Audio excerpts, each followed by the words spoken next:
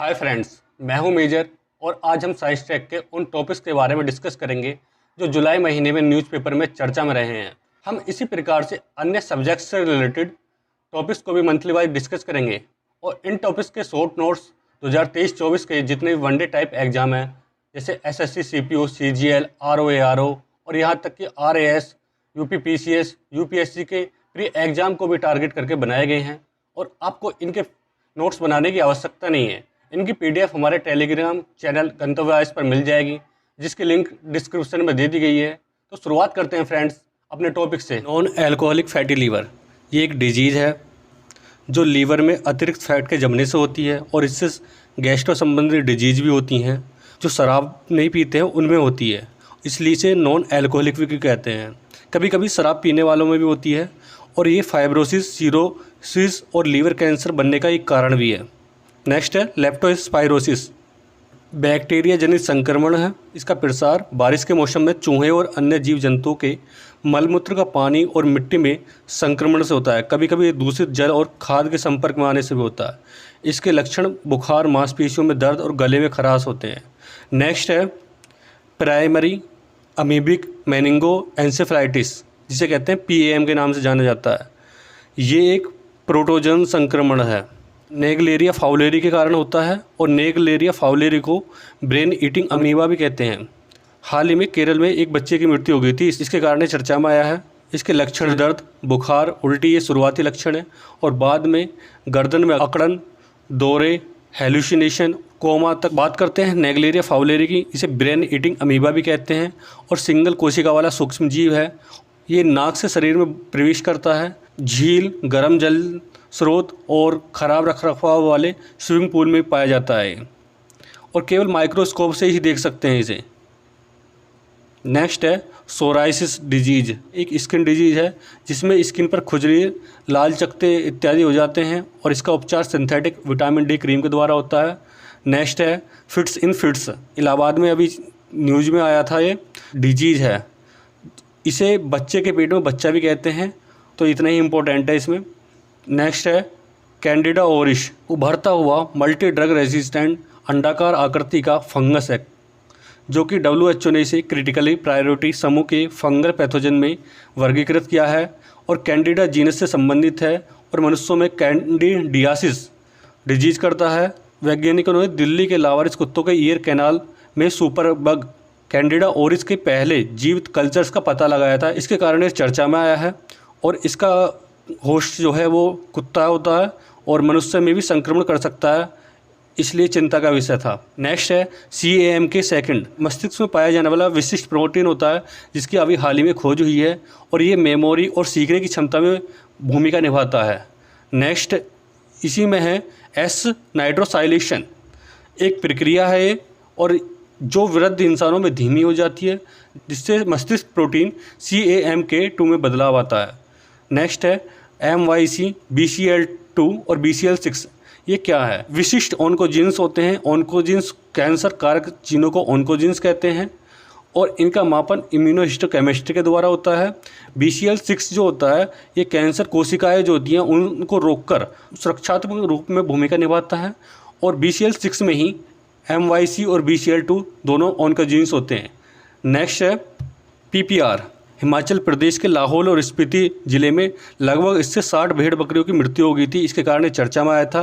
तो PPR का means है पेस्टेडेस पैटिटस रूमिनेंट्स, ये एक विषाणु जनित रोग है और मोरबली वायरस से संबंधित है और रिंडरपेस्ट वायरस से निकटता से संबंधित है और यह भेड़ बकरियों, जुगाली करने वाले पालतू पशुओं, ऊँटों में पाया जाता है और गंभीर रुग्णता और उच्च मृत्यु दर पैदा करता है और यह जूनोटिक नहीं है, अर्थात मनुष्य को संक्रमित नहीं करता है।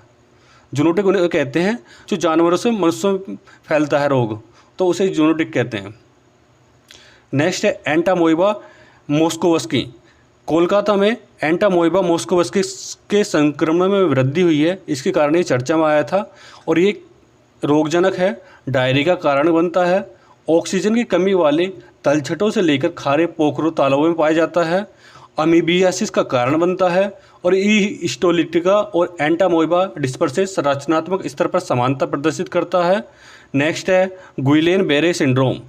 गुइलेन बेरे सिंड्रोम में वृद्धि के कारण ही पेरू ने राष्ट्रीय स्वास्थ्य आपातकाल घोषित किया है और यह तंत्रिका तंत्र से संबंधित एक दुर्लभ विकार है। इसमें प्रतिरक्षा प्रणाली गलती से परिधीय तंत्रिका तंत्र पर हमला करती है और यह ध्यान रखने वाली बात है कि संक्रामक और वंशानुगत नहीं है। क्वेश्चन आ सकता है कि वंशानुगत है, लेकिन एक वंशानुगत नहीं है और ना ही संक्रामक है। इसका ना तो कोई कारण, किसके कारण होता है ये रोग, ना तो ये पता विकार का, और ना ही इसका कोई इलाज संभव है। नेक्स्ट है ब्रूसिलोसिस। ब्रूसिलोसिस जो है केरल में एक बच्चे में इसकी संक्रमण की पुष्टि हुई थी, इसके कारण चर्चा में आया है। बैक्टीरिया जनित रोग है। इसका संक्रमण जो है मवेशियों, सुअरों, बकरियों, भेड़ों, कुत्तों में होता है और यह एक जूनोटिक डिजीज है। इसके लक्षण जो होते हैं फ्लू के जैसे होते हैं। ब्रूसेला मैलिनटेंसिस जो है मनुष्य में ब्रूसिलोसिस संक्रमण पैदा करता है। नेक्स्ट है DMD. DMD Duchenne muscular dystrophy है। भारत और जापान ने डीएमडी के लिए रोग संशोधनकारी उपचार डेवलप किया है, इसलिए चर्चा में आया था। ये दुर्लभ जेनेटिक बीमारी है और डिस्ट्रोफिन नामक प्रोटीन में परिवर्तन के कारण होती है। इसके लक्षण मांसपेशियों में कमजोरी और विकृति का होना होता है। शुरुआत इसकी मुख्यतः लड़कों में 2 से 3 वर्ष की उम्र में होती है और महिलाएं जो होती हैं इसके वाहक होती हैं। नेक्स्ट है फ्रेजल एक्स या मार्टिन बेल सिंड्रोम। यह एक जेनेटिक विकार है जो बौद्धिक अक्षमता और ऑटिज्म का कारण बनता है और इसमें phrasal x messenger ribo nucleoprotein नामक जीन में बदलाव के कारण होता है। और phrasal x messenger ribo nucleoprotein नामक जीन में एक प्रोटीन पाया जाता है, FMRP, यही प्रोटीन होता है जो कि मस्तिष्क के विकास में भूमिका निभाता है और फ्रेजल एक्स का कोई इलाज अवेलेबल नहीं है। नेक्स्ट है आई फ्लू या गुलाबी आंखें भी कहते हैं या कंजक्टिवाइटिस या नेत्र श्लेष्मा शोथ भी कहते हैं इसे। ये एग्जाम में किसी भी नाम से आ सकता है। ये हाल ही में चर्चा में रहा है। कंजक्टिवा में सूजन या उसके लाल या गुलाबी होने की स्थिति को कंजक्टिवाइटिस कहते हैं। कंजक्टिवा हमारी आंखों के सफ़ेद हिस्से को ढकने वाली पारदर्शी झिल्ली होती है जो पलकों के आंतरिक भाग में मिलती है। कंजक्टिवाइटिस या आई फ्लू का कारण क्या होता है? एलर्जी हो सकती है, रासायनिक अभिक्रियाएं हो सकती हैं, बैक्टीरिया या वायरस का संक्रमण हो सकता है। जो आजकल चल रहा है वो बैक्टीरिया और वायरस के कारण ही चल रहा है फ्लू। और इसका प्रसार जो होता है संक्रमित व्यक्तियों की आंखों के स्राव से और श्वसन क्रिया से हो सकता है। नेक्स्ट है डेंगू या ब्रेक बोन फीवर भी कहते हैं इसे। ये दिल्ली में डेंगू V2 की पुष्टि हुई है। एक वायरल संक्रमण है जो कि एडिज एजिप्टी मच्छर से होता है और इसका कोई विशिष्ट उपचार उपलब्ध नहीं है। अगर किसी को कम से कम एक बार डेंगू हो गया है उसके लिए डेंगू वैक्सीन लगाई जाती है। इसके serotype Dan V1, V2, V3, V4 हैं। इनमें डैन V2 जो है सबसे गंभीर स्ट्रेन माना जाता है। नेक्स्ट टॉपिक है क्लोथोप्रोटीन। दीर्घायु के प्रभाव को कम करने वाला प्रोटीन होता है जो कि प्राकृतिक रूप से हमारे शरीर में पाया जाता है और उम्र बढ़ने के साथ हमारे शरीर में इसकी कमी होने लगती है और मानव जानवरों के जीवन और सिनेप्टिक प्लास्टिसिटी में वृद्धि करता है। बात करते हैं सिनेप्टिक प्लास्टिसिटी क्या होती है। ये परिवर्तन होता है जो सिनेप्स पर घटित होता है और संचार करने में सक्षम बनाता है। और क्लोथोप्रोटीन जो है हमारे लिए न्यूरोडिजेनरेटिव रोगों के उपचार में सहायक हो सकता है। नेक्स्ट है ज़ॉम्बी ड्रग, ट्रैंक या ट्रैंक डोप भी कहते हैं। जाइलाजीन जो होती है एक ज़ॉम्बी ड्रग होती है जिसमें साइडेटिव या शामक जैसे लक्षण होते हैं। इसके सेवन से अत्यधिक नींद का आना या ज़ॉम्बी जैसी अचेतनता के कारण इसका नाम ज़ॉम्बी ड्रग रखा गया है। इसका उपयोग गायों और घोड़ों पर ट्रैंक्विलाइजर के रूप में होता है। और इसके प्रभाव क्या होता है? ज़ॉम्बी ड्रग का प्रभाव उपयोगकर्ताओं की त्वचा पर खुले घाव के कारण बन जाते हैं जो अल्सर से लेकर एस्चर तक के रूप में सामने आते हैं। और इसके प्रभाव में ही फेंटेनल जैसे ओपियोइड के साथ मिलाने पर जो श्वसन होती है वो धीमी हो जाती है। अमेरिका में ज़ॉम्बी ड्रग महामारी फैलने के कारण ये चर्चा में आया है। नेक्स्ट है BTN3A3। इस प्रकार के क्वेश्चन वनडे टाइप से लेकर UPSC तक के एग्जाम में क्वेश्चन देखने को मिलते हैं। एक मानव प्रोटीन है जिसकी अभी हाल ही में खोज हुई है। ये एवियन इन्फ्लुएंजा ए वायरस को रोकने में मदद करता है। अब बात करते हैं एवियन इन्फ्लुएंजा ए वायरस की। इसे H5N1 से भी रिप्रेजेंट करते हैं और इसे बर्ड फ्लू के नाम से जाना जाता है। और ये मुख्यतः पक्षियों में जैसे बत्तख और मुर्गों में मिलता है। स्टडी में सामने आया है कि ऊदबिलाव, समुद्री शेर, लोमड़ियों, डॉल्फिन और चील, बिल्लियों में भी इसके प्रसार के संकेत मिले हैं। कभी कभी ये मानवों को भी संक्रमित कर सकता है। नेक्स्ट है निपाह वायरस। NIV ने नेशनल इंस्टीट्यूट ऑफ वायरोलॉजी ने कई राज्यों में निपाह वायरस के संक्रमण के प्रमाण मिले हैं उसको, तो इसके कारण ये चर्चा में आया था। जूनोटिक है और RNA वायरस के कारण होता है। इसका प्रसार अपने नेचुरल होस्ट जो कि फ्रूट बैट होता है उससे होता है, कभी कभी संक्रमित लोगों से, दूषित भोजन से भी हो जाता है। इसके प्रभाव में मनुष्यों में श्वसन और मस्तिष्क संबंधी संक्रमण होता है। निपाह वायरस का कोई इलाज या वैक्सीन अवेलेबल नहीं है। नेक्स्ट है हेपेटाइटिस। हेपेटाइटिस शब्द जो है लीवर में सूजन को रेफरेंस करता है और ये हेपेटोट्रोफिक के कारण जो वायरस का एक समूह है इसके कारण होता है। ये WHO ने 2030 तक हेपेटाइटिस के उन्मूलन का लक्ष्य रखा है। अब इसके प्रकार की बात कर लेते हैं। मुख्यतः 5 प्रकार का हो सकता है। हेपेटाइटिस ए वायरस, इसका प्रसार जो होता है संक्रमित व्यक्तियों के मल, दूषित जल या भोजन से होता है। इसकी वैक्सीन अवेलेबल है। हेपेटाइटिस बी, इसका प्रसार संक्रमित रक्त और रक्त आधान से होता है। ये लीवर कैंसर का कारण बन सकता है और इसकी वैक्सीन भी अवेलेबल है। नेक्स्ट है हेपेटाइटिस सी, इसका प्रसार रक्त के माध्यम से हो सकता है और लीवर कैंसर का मुख्य कारण जो होता है हेपेटाइटिस सी होता है। इसकी वैक्सीन अवेलेबल नहीं है। हेपेटाइटिस सी को काला पीलिया भी कहते हैं। नेक्स्ट है हेपेटाइटिस डी, इसका प्रसार हेपेटाइटिस बी से संक्रमित व्यक्ति में होता है और इसकी वैक्सीन अवेलेबल नहीं है, लेकिन हेपेटाइटिस बी के वैक्सीन उपचार में सहायक होती है। जो हेपेटाइटिस बी है उसकी वैक्सीन हेपेटाइटिस डी के वायरस के उपचार में सहायक होती है। नेक्स्ट है हेपेटाइटिस ई, इसका प्रसार दूषित जल से होता है। वैक्सीन इसकी उपलब्ध है लेकिन सार्वभौमिक मतलब सभी को उपलब्ध नहीं है इसकी हेपेटाइटिस ई वायरस की। नेक्स्ट है मैस्टाइटिस, एक घातक स्तन ग्रंथि संक्रमण है जो डेयरी आधारित पशुओं में होता है और बैक्टीरिया के कारण होता है। नेशनल इनोवेशन फाउंडेशन ने इंडियन जीनोमिक्स के साथ मैस्टाइटिस के नियंत्रण के लिए तकनीकी समझौता किया है, इसलिए ये चर्चा में आया था। साइंस टेक में ही जो बायोटेक्नोलॉजी जो पार्ट है उसके कुछ टॉपिक हैं उन्हें देख लेते हैं। मुर्राह नस्ल। मुर्राह नस्ल क्या है? भैंस की एक नस्ल है। इसे M29 नस्ल के नाम से भी जानते हैं। इसके एक साथ 7 क्लोन कटरे तैयार किए गए थे। केंद्रीय भैंस अनुसंधान संस्थान हिसार द्वारा इसे डेवलप किया गया है। और एग्जाम में ये भी क्वेश्चन आ सकता है कि केंद्रीय भैंस अनुसंधान संस्थान कहाँ है? ये हिसार में है, ध्यान रखना। नेक्स्ट बात करते हैं नवजात जीनोम सीक्वेंसिंग। इस पर बात करने से पहले ये जान लेते हैं जीन क्या होता है। जीन और जीनोम क्या होते हैं? तो जीन होता है DNA का एक विशेष खंड होता है, जबकि जीनोम जो होता है एक जीव के DNA का पूरा सेट होता है। इसकी स्टडी को जीनोम कहते हैं। नवजात जीनोम सीक्वेंसिंग का उपयोग होगा प्रारंभिक निदान में हो सकता है शिशु की मृत्यु या दिव्यांगता से बचाने के लिए। नेक्स्ट है AMR के लिए one health priority research agenda. AMR होता है एंटी माइक्रोबियल रेजिस्टेंट।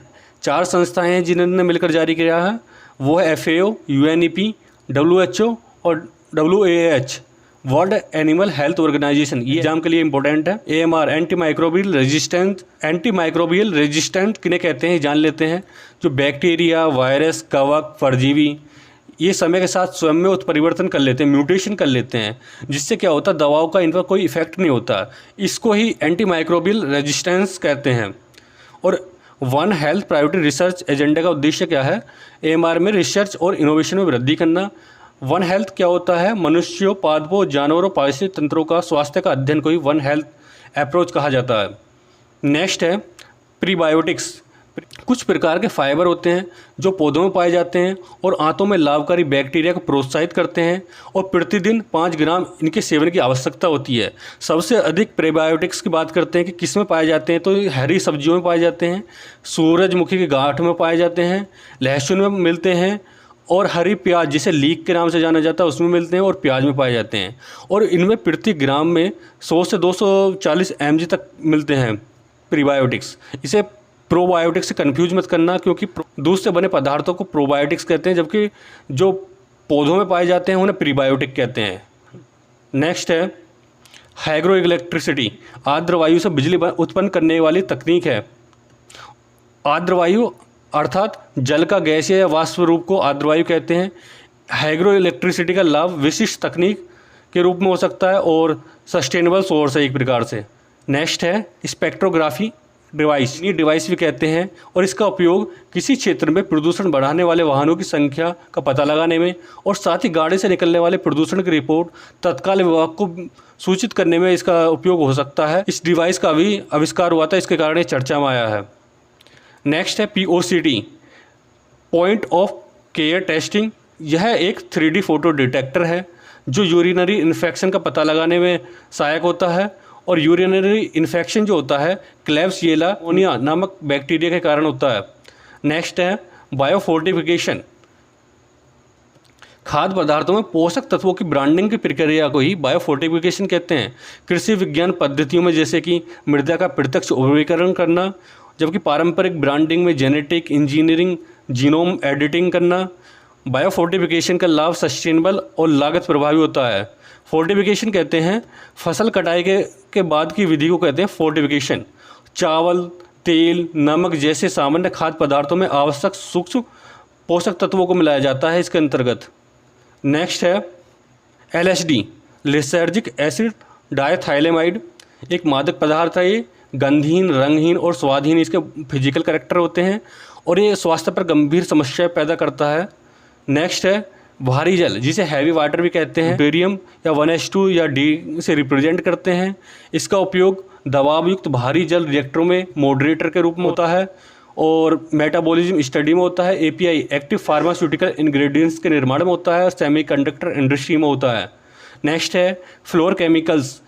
फ्लोरीन से बने केमिकल्स को हम फ्लोर केमिकल्स कहते हैं। इनका निर्माण सामान्यतः हाइड्रोजन फ्लोराइड से होता है, जबकि इसकी एक नई विधि डेवलप की गई है, इसके कारण ये चर्चा में आया है। ये जो कि प्राकृतिक बायो मिनरलाइजेशन से प्रेरित है, और सीधे फ्लोरस्पार्सिस का निर्माण किया गया है। उपयोग पॉलीमर में, एग्रोकेमिकल में, फार्मास्यूटिकल में, लिथियम आयन बैटरी के निर्माण में किया जाता है। नेक्स्ट है गैलियम एंड जर्मेनियम। गैलियम और जर्मेनियम जो हैं एक सेमीकंडक्टर होते हैं। इनका उपयोग इलेक्ट्रॉनिक्स और चिप मतलब सेमीकंडक्टर विनिर्माण में होता है। जर्मेनियम का विश्व का लगभग 60% चीन उत्पादन करता है, शेष कनाडा, फिनलैंड और अमेरिका के द्वारा होता है। बात करते हैं गैलियम की। गैलियम का विश्व का लगभग 80% चीन में उत्पादन होता है। नेक्स्ट है हाइड्रोजन हाइड्रेट। GACL ने स्वदेशी रूप से निर्मित हाइड्रोजन हाइड्रेट की आपूर्ति शुरू कर दी है। इसके कारण ही चर्चा में आया था। रंगहीन, धुआंयुक्त अर्थात फ्यूमिंग और तेलीय तरल है। इसका उपयोग रिड्यूसिंग एजेंट के रूप में, बॉयलर के पानी के उपचार में अर्थात ऑक्सीजन स्कैवेंजर के रूप में। नंबर 3 फोमिंग पॉलीमर उद्योग में कच्चा माल के रूप में, रॉकेट ईंधन में, कीटनाशक निर्माण में, कैंसर रोधी दवा के निर्माण में, अवसाद रोधी दवा के निर्माण में, एंटी फंगल दवाओं के निर्माण में, पर्यावरण अनुकूल फ्यूल सेल ईंधन के निर्माण में हाइड्रोजन हाइड्रेट का यूज किया जाता है। भारत ने यूरोप से हाइड्रोजन हाइड्रेट का आयात किया है। और GACL क्या है? ये गुजरात एल्कलाइज एंड केमिकल लिमिटेड है, इसका नाम गुजरात की PSU है। नेक्स्ट है फॉस्फीन। वैज्ञानिकों ने शुक्र ग्रह के वायुमंडल में फॉस्फीन गैस का पता लगाया है, इसके कारण ही ये न्यूज में आया था। हाइड्रोजन और फास्फोरस से निर्मित होती है, ज्वलनशील है, रंगहीन है और जहरीली गैस है। बहुत कम ऑक्सीजन युक्त वातावरण में रहने वाले सूक्ष्म जीवों द्वारा उत्पन्न होती है यह। इसका उपयोग सेमीकंडक्टर इंडस्ट्री में फ्यूमिगेंट्स के रूप में, फ्लेम रिटार्डेंट के रूप में अर्थात ज्वालामंदक मतलब आग को बुझाने के रूप में भी होता है फॉस्फीन का यूज। तो मिलते हैं फ्रेंड्स नेक्स्ट वीडियो में कुछ और टॉपिक्स के डिस्कशन के साथ। इसी प्रकार की वीडियो पाने के लिए हमारे चैनल को लाइक, शेयर और सब्सक्राइब करें।